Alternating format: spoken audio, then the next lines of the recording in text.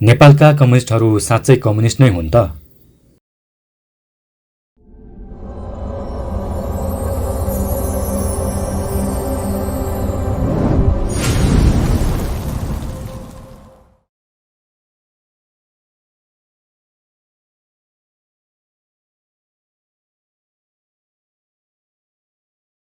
स्थापनाको 7 दशक पुग्नै लाग्दा नेपाली राजनीतिमा कम्युनिस्ट पार्टीहरूको उपस्थिति र प्रभाव बलियो देखिन्छ। सडक सङ्घर्ष, सशस्त्र सङ्घर्ष, सदन र भत्ताभोग सबैमा कम्युनिस्ट पार्टीले हिस्सेदारी लिएका छन्। नेपाली समाज रूपान्तरणमा कम्युनिस्ट पार्टीको योगदान के हो? नेपालमा कम्युनिस्ट पार्टी अझै आवश्यकता छ वा छैन? वा अबको कम्युनिस्ट पार्टी कस्तो हुने आदिबारे केही श्रृङ्खलामा प्रस्तुत गर्न लागेका छौँ। यहाँ प्रस्तुत श्रृङ्खलाका सामग्री विभिन्न पत्रपत्रिका तथा अनलाइन माध्यममा प्रकाशित भइसकेका सामग्रीहरू हुन्। यस श्रृङ्खलामा भने विश्लेषक डम्बर खतिवडाको लेखको दोस्रो भागलाई प्रस्तुत गर्दैछौँ।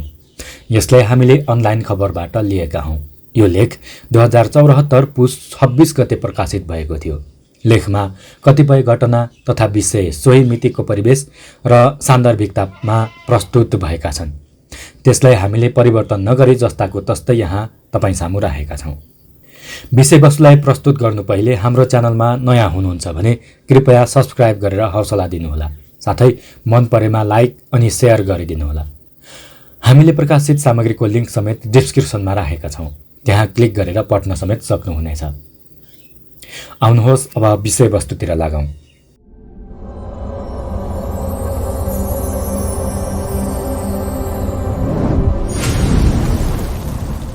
कम्युनिस्ट विचार वास्तवमा के हो? नेपालमा कम्युनिस्टहरू नामले मात्र कम्युनिस्ट हुन् कि साँच्चै कम्युनिस्ट हुन् भनेर अझ राम्रो बुझ्न विश्व राजनीतिमा कस्ता कस्ता विचारधाराहरू छन्, तिनीहरूका बीच के समानता वा भिन्नता छ भनेर बुझ्न आवश्यक छ। विश्व राजनीतिमा भएका विचारधारालाई सरस्वती 10 भागमा बाँड्न सकिन्छ। ती हुन् उदारवाद अथवा लिबरलिजम, संवर्धनवाद अथवा कन्जर्भेटिजम, साम्यवाद अथवा कम्युनिजम, समाजवाद सोशलिजम, राष्ट्रवाद नेसनलिजम, फासीवाद फासिजम, धार्मिक कट्टरतावाद फन्डामेन्टलिजम, सङ्घवाद फेडरलिजम, जैविकतावाद इकोलिजम र अराजकतावाद अनार्किजम। लिबरल शब्द ल्याटिन भाषाको लिबरबाट बनेको मानिन्छ। यसको अर्थ हुन्छ फ्री अर्थात् स्वतन्त्र। यो शब्दको प्रयोग पुनर्जागरण कालमा नै प्रारम्भ भइसकेको थियो। विशेषतः कला क्षेत्रमा सृजनशीलताहरूलाई लिबरल आर्ट भन्ने चलन थियो। भनिन्छ सन् 1812 मा पहिलो पटक स्पेनमा लिबरल शब्दको राजनीतिमा प्रयोग गरिएको थियो। लिबरल दर्शनको मुख्य पक्ष फ्रिडम अर्थात् राजनीतिक स्वतन्त्रता हो। बेलायत दार्शनिक, आर्थिक र राजनीतिक तीनवटै पक्षबाट उदारवादी विचारधाराको जननी मुलुक हो। पछि यसका मुख्य अनुयायी फ्रान्स र अमेरिका बन्न पुगे। विश्वका 3 ठूला राजनीतिक क्रान्तिहरू बेलायतको गौरवमय क्रान्ति, फ्रान्सेली राज्य क्रान्ति र अमेरिकी स्वतन्त्रता सङ्ग्राम यही विचारधारासँग जोडिएका थिए। दर्शनशास्त्रीय हिसाबले जोन लक, अर्थशास्त्रीय हिसाबले एडम स्मिथ र राजनीतिक हिसाबले विङ पार्टीलाई बेलायतमा उदारवादको आधारशिला मान्न सकिन्छ। उदारवादी विचारधाराका मुख्य 2 तत्त्वहरू छन्, फ्रीम्यान स्वतन्त्र व्यक्ति र फ्री मार्केट स्वतन्त्र बजार।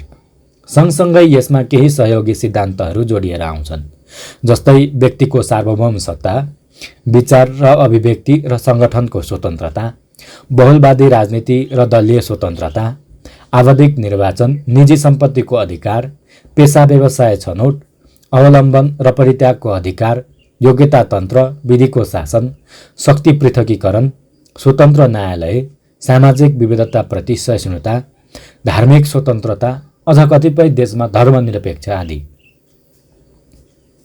जसरी लिबरल विचारधाराको मुख्य तत्त्व स्वतन्त्रता हो, त्यसरी नै संवर्धनवादी कन्जर्भेटिजम विचारधाराको मुख्य तत्त्व परम्परागत संस्कृति, समाजको मौलिक चरित्र र नैतिक मूल्यको संरक्षण हो।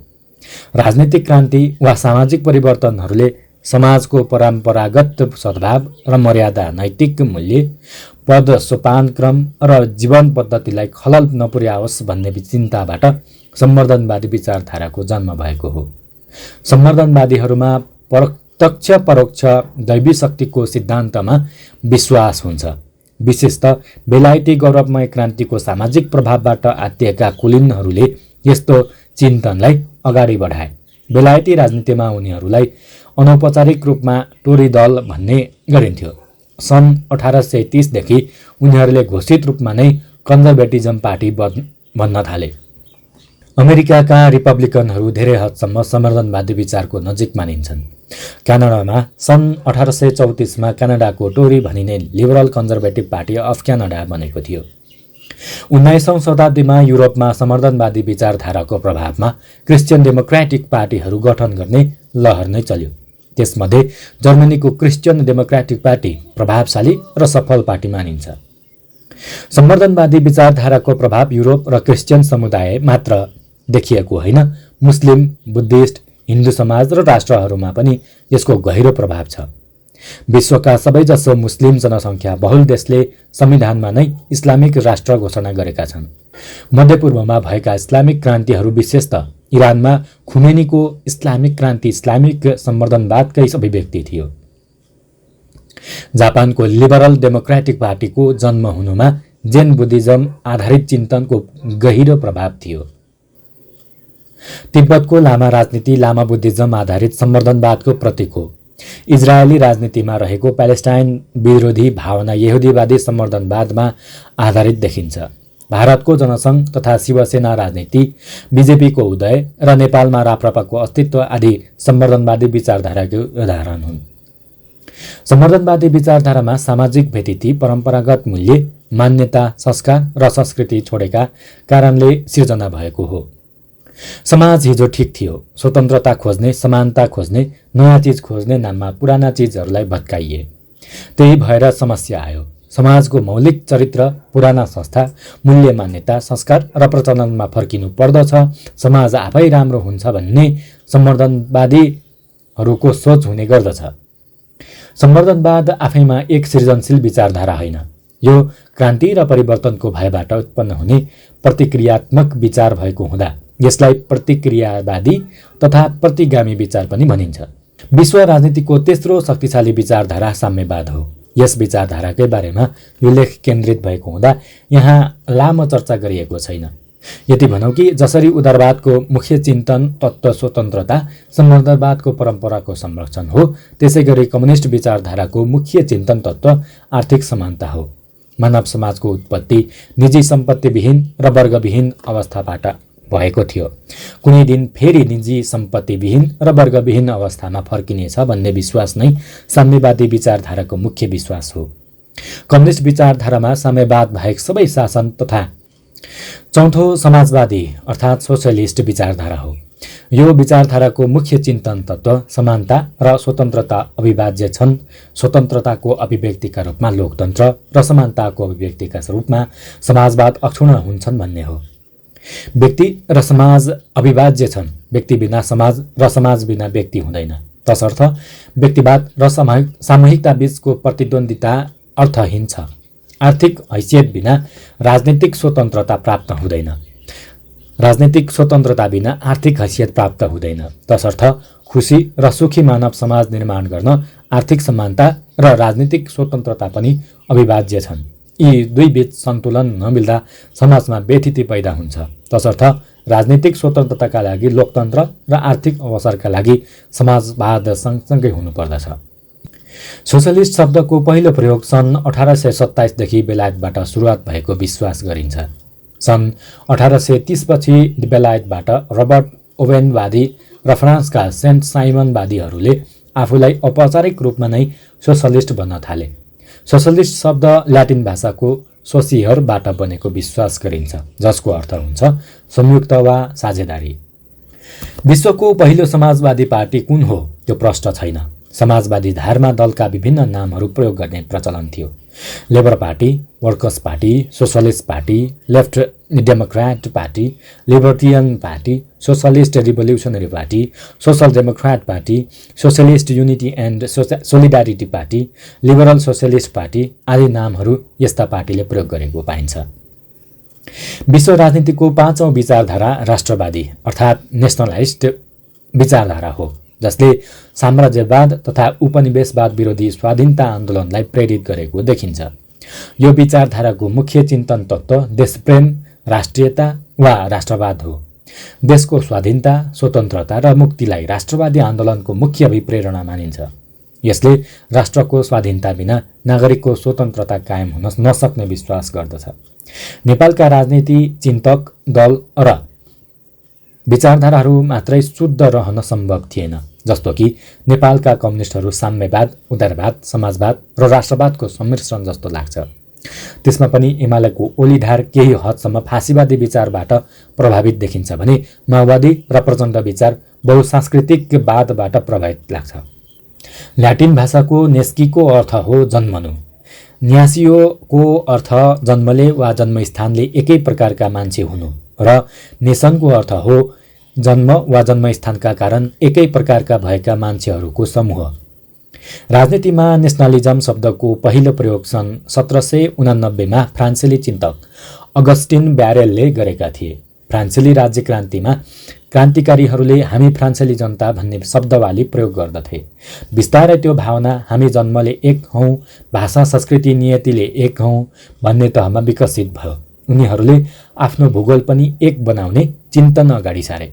यसरी महान फ्रान्स राज्यको अवधारणा विकास हुँदै जाँदा नेपोलियनिक युद्धको युग आयो। नेपोलियनिक युद्धको अवधिमा फ्रान्सले अरू युरोपेली देशहरूमाथि आधिपत्य जमाउन थाल्यो। फलत आधिपत्य कायम गरिएका देशहरूमा भने स्वतन्त्रता र मुक्तिको चाहना देखा पर्यो। यो अर्को कोणबाट राष्ट्रवादी विचारधाराकै पुनरुत्थान थियो।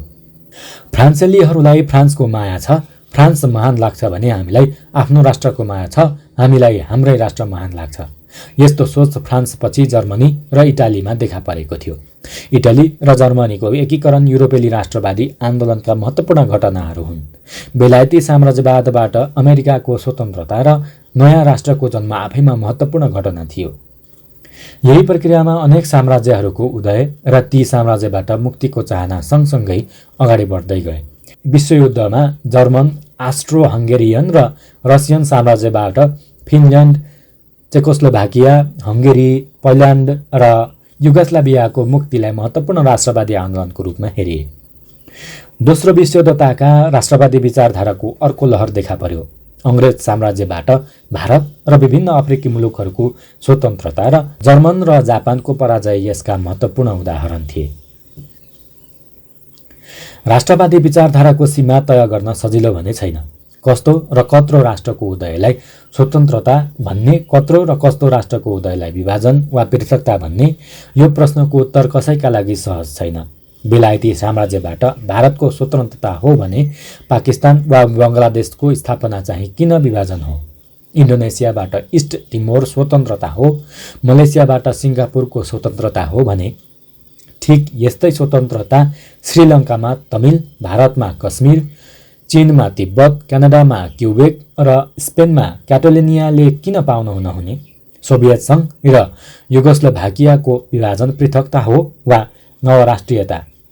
यी प्रश्नहरू अनुत्तरित छन्। विश्व राजनीतिको छैठौँ विचारधारा फासिजम शब्द ल्याटिन भाषाको फासेसबाट बनेको मानिन्छ। यसको अर्थ रोमन साम्राज्यको समयमा प्रयोग गरिने एउटा विशेष चिन्ह, फलामे डन्डीको बिटोमा एउटा बन्चरो बाँधिएको चिन्ह भन्ने बुझिन्छ। इटालियन भाषामा यसलाई फासियो भनिन्थ्यो। यो चिन्हले रोमन साम्राज्यको युगमा शासकको शक्ति, प्राधिकार र एकत्वलाई बुझाउँथ्यो। आधुनिक युगमा इटलीमा बेनिटो मुसोलिनीले यही चिन्ह प्रयोग गरे। जर्मनीमा हिटलरको नाजीवाद र स्पेनमा जनरल फ्रान्कोको शासन फासीवादी शासनकै विस्तार मानिन्छन्। फासीवादी चिन्तनको स्रोत एकीकरण, प्राधिकरण र राष्ट्रवादको एकत्व हो। युरोपमा यी शासन सत्ताहरू पहिलो विश्वयुद्धको पृष्ठभूमिमा जन्मिएका थिए। पहिलो विश्वयुद्धमा यी देशहरूको पराजय र असमान सन्धि सम्झौताले यहाँका जनता र सेना निराश थिए। उनीहरू कुनै नयाँ प्रकारको राजनीतिक शक्तिको खोजी गरिरहेका थिए। त्यही क्रममा फासीवादी सत्ताहरू अस्तित्वमा आए। राष्ट्रियता र रक्त सम्बन्ध यस चिन्तनका अनौपचारिक पक्ष हुन्। फासीवादी चिन्तन पद्धतिमा कुनै पनि राज्य वा समाज निश्चित राष्ट्रियताको आधारमा बनेको हुन्छ। त्यस्तो राष्ट्रियताको निर्माणका लागि केही मुख्य जाति, नस्ल तथा भाषिक समुदायलाई ठूलो भूमिका गरेको हुन्छ।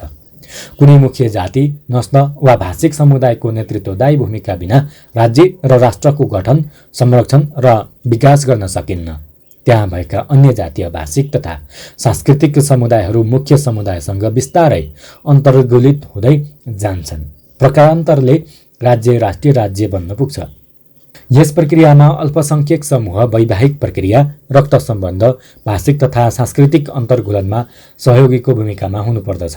यदि उनीहरू सहयोगी भूमिका गर्न इच्छुक छैनन् भने उनीहरूमाथि दमन गर्नु स्वाभाविक आवश्यकता बन्न पुग्दछ। श्रेष्ठ जातिहरूले नै श्रेष्ठ राज्य, श्रेष्ठ साम्राज्य र श्रेष्ठ सभ्यता निर्माण गर्न सक्दछन् भन्ने मान्यतालाई फासीवाद भनिन्छ। फासीवादी चिन्तन प्रकारान्तले अन्तर्राष्ट्रवाद र अल्पसंख्यकहरूको जातीय हत्यासम्म पुग्ने गरेको देखिन्छ। दोस्रो विश्वयुद्धमा मुसोलिनी र हिटलरको हारसँगै यो विचारधारा पराजित भएको मानिन्छ।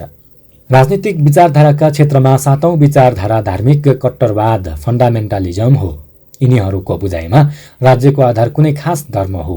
विपरीत धर्मसँगको प्रतिरोध बिना धर्म रक्षा र विस्तार गर्न सकिन्न। तसर्थ धर्मयुद्ध स्वाभाविक र जायज हो।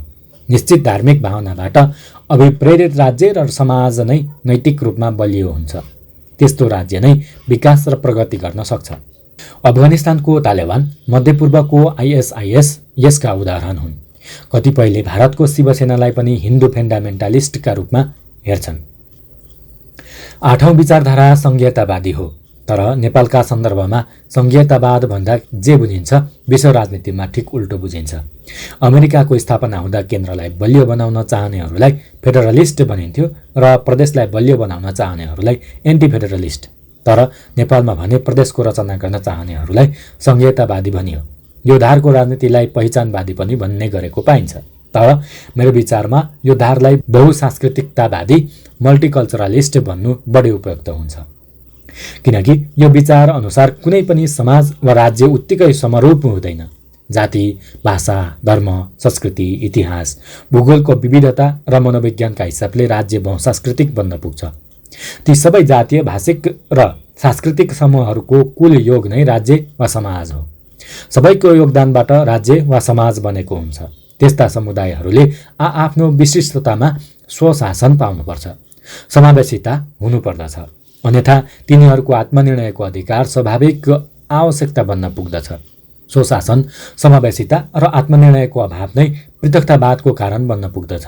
एउटै राज्य वा देशभित्र विविध संस्कृतिका क्लस्टरहरूको संरक्षणबाट राज्यको सौन्दर्य वृद्धि भई त्यो फुलबारी जस्तो बन्न पुग्छ भन्ने धारणा राखिन्छ। नवौं जैविकतावादी इकोलोजिस्ट विचार हो। यो विचार युरोपको ग्रीन पार्टी र वातावरणवादी आन्दोलनबाट भएको हो। नेपालमा पनि यही अवधारणामा हरियाली पार्टी बनाइयो, तर खासै चलेन। यस विचारधारामा मानवीय दुःखको कारण वातावरणीय विनाश हो। तीव्र आर्थिक विकासको लोभमा हुने तीव्र औद्योगिकरण र तीव्र औद्योगिकरणले सिर्जना गर्ने प्राकृतिक स्रोत साधनको दोहन, प्रदूषण नै समस्याका कारण हुन्। प्रकृति स्वयंमा सन्तुलनमा हुन्छ। मान्छेले त्यसको सन्तुलन र सौन्दर्य नष्ट गर्छ। यसलाई रोक्नु नै व्यथिति र मानवीय दुःखलाई रोक्नु हो। वातावरणीय संरक्षण, दिगो विकास, भावी पुस्ताका लागि प्रकृति हस्तान्तरण, सुशासनका लागि लोभहीन प्राकृत जीवन पद्धति यही विचारधाराका योगदान हुन्। दशौं अराजकतावादी अनार्किस्ट विचारधारा हो। यो विचारधारा युरोपेली समाजवादी आन्दोलनको प्रारम्भमा निकै शक्तिशाली थियो। रुसी चिन्तक मिखाइल बाकुनिन र जर्मन राजनीतिज्ञ फर्नान्डो लासालले यो विचारलाई विश्व राजनीतिमा भित्राएका हुन्। अराजकतावादी चिन्तनमा धार्मिक, सामाजिक संस्था वा राज्यको अस्तित्व स्वयंमा खराबीको कारण हो। प्रकृतिले आफ्ना नियमहरू आफै बनाएको हुन्छ। त्यो आफैमा पर्याप्त छ। पशु जगतको कुनै राज्य हुँदैन। पन्छीलाई जुनसुकै देशमा जान कुनै भिसा, पासपोर्ट लाग्दैन। मान्छे पनि प्रकृतिले सिर्जना गरेको प्राणी हो। ऊ चरा झैँ सामाजिक तथा राजनीतिक संस्थाहरूको नियन्त्रणबाट स्वतन्त्र हुनुपर्दछ। सबै चिज आफै ठिक हुन्छ। जब राज्य ध्वस्त हुन्छ, मान्छेलाई दमन गर्ने कुनै संस्था नै बाँकी हुँदैन। तसर्थ क्रान्तिकारी आन्दोलनको उद्देश्य राज्यलाई ध्वस्त गर्नु हो। यहाँनिर चर्चा गर्न योग्य कुरा के छ भने अबको युगमा यी विचारहरू एक्लै एक्लै बलशाली छैनन्। यी विचारहरू अन्तर्घुलित भएर विभिन्न विचारहरूको जन्म भएको छ। अमेरिकी र भारतीय स्वतन्त्रता सङ्ग्राममा उदारवाद र राष्ट्रवादको सम्मिश्रण थियो भने चिनिया भियतनामी क्रान्तिमा साम्यवाद र राष्ट्रवाद सम्मिश्रित भएका थिए। नोर्डिक लगायत पश्चिम युरोपेली मुलुकमा राष्ट्रवाद र समाजवादको सम्मिश्रण छ। बेलायतको लेबर र अमेरिकाको डेमोक्रेटिक पार्टीका विचार उदारवाद र समाजवादको सम्मिश्रणबाट बनेको छन्। देङपछिको चीनमा साम्यवाद र बजार अर्थतन्त्रको सम्मिश्रणलाई बुझाउन समाजवादी बजार अर्थतन्त्र भन्ने नयाँ शब्दावली प्रयोग गरेको पाइन्छ। नेपालका राजनीति चिन्तक दल र विचारधाराहरू मात्रै शुद्ध रहन सम्भव थिएन। जस्तो कि नेपालका कम्युनिस्टहरू साम्यवाद, उदारवाद, समाजवाद र राष्ट्रवादको सम्मिश्रण जस्तो लाग्छ। त्यसमा पनि एमालेको ओलीधार केही हदसम्म फाँसीवादी विचारबाट प्रभावित देखिन्छ भने माओवादी र प्रचण्ड विचार बहुसांस्कृतिकतावादीबाट प्रभावित लाग्छ। यिनीहरूको एकतापछि त्यसले कुन धार समात्छ त्यो भने हेर्न बाँकी छ। प्रजातन्त्र र साम्यवाद मिसायो भने प्रजातान्त्रिक समाजवाद हुन्छ भन्ने बिपी कोइरालाको विचार थियो। यो मूलतः उदारवाद र साम्यवादलाई सम्मिश्रण गर्ने चिन्तन थियो। नेपालका कन्जर्भेटिभहरू राजतन्त्र र हिन्दुत्वसँग राष्ट्रवादलाई मिसाउन खोज्छन्। पहिचानवादीहरूभित्र राजपा जस्तो उदारवादी र फोरम जस्तो समाजवादी दुवै धार छन्। वैकल्पिक राजनीतिको कुरा गरिरहेको नयाँ शक्ति पार्टीले समाजवादभित्रको सोसल डेमोक्रेसीलाई समात्न खोजेको प्रतीत हुन्छ। तर नेपालका सन्दर्भमा साम्यवादी आन्दोलनको योगदानलाई पनि उसले नकारेको छैन। विवेकशील साझा भने पोस्ट मोडर्निजमतिर गइरहेको हो कि जस्तो लाग्छ, जो उपरोक्त 10वटै धारभन्दा केही भिन्न विचारधारा हो। पोस्ट मोडर्निजम अहिलेसम्म दर्शनको तहमा मात्र छ, त्यसले राजनीतिक आकार लिइसकेको छैन। संक्षेपमा भन्नुपर्दा आज कुनै पनि राजनीतिक विचारधारा अर्ग्यानिक छैनन्। यस परिप्रेक्ष्यमा कम्युनिजमको मौलिक विचार के थियो, नेपालका कम्युनिस्टहरूले कुन प्रवृत्ति समात्ने सम्भावना छ भन्ने र नेपालको वस्तुगत यथार्थले कस्तो विचारधारा माग गरिरहेको छ भन्नेबारे अर्को किस्तामा चर्चा गरिनेछ।